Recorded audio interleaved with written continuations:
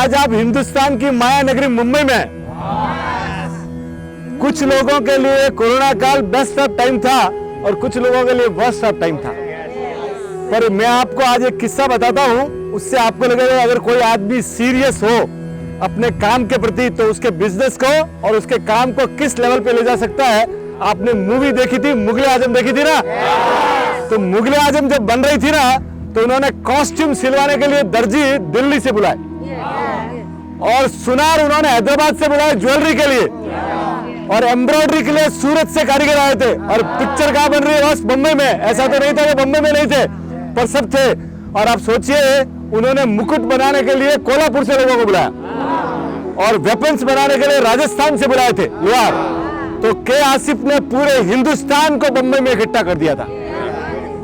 और आप सोचिए, पहला जो शॉट हुआ था ना टेक, वो 19 शॉट लेने के बाद रीटेक हुआ था, 19 टेक्स। और उसके बाद आप सोचिए, अंदाजा लगाइए, पृथ्वीराज कपूर जैसे महान हस्ती को बोला गया था कि अगर आपको अकबर का रोल करना है ना तो आपको वजन बढ़ाना पड़ेगा। और उन्होंने वजन बढ़ाया और अगले 8 साल में सिर्फ एक मूवी की, और वो पिक्चर ऐसी बनी। सर आपने गाना देखा था, प्यार किया तो डरना क्या?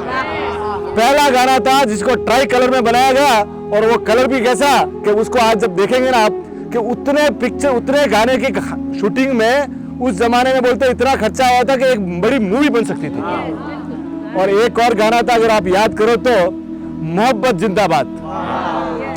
उसमें उन्होंने 1100 लोगों को लगाया था कोरस गाने के लिए, इको क्रिएट करने के लिए। आप सोचिए क्या अंदाजा लगाया होगा 1100 लोगों को। ये यानी मेड इन 1944 और रिलीज इन 1960। 16 साल तक आदमी एक ही काम करता रहा, न सोया न पिया। आप सोचिए, सिंगल डेडिकेशन से।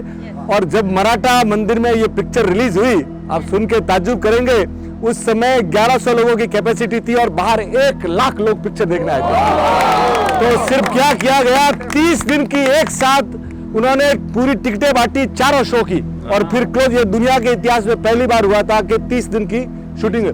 और इफेक्ट लाने के लिए जो मुगले आजम के प्रिंट थे ना, वो 4 हाथियों के ऊपर लाए गए थे कि वो फील आवे।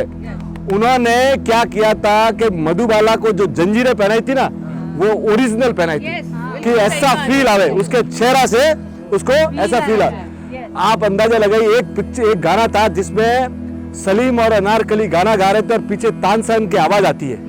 तो नौशाद साहब ने जब ये बात कर रहे थे तो के आसिफ ने बोला कि दुनिया में ऐसा कोई आदमी है जो तानसेन जैसा गा सकता है। तो उन्होंने, नौशाद साहब ने बोला, साहब एक है, बड़े गुलाम अली खान साहब, पर वो मूवीज में नहीं गाते, पिक्चर्स में। तो बोले मुझे तो उन्हीं को लाना है, no compromise with the best.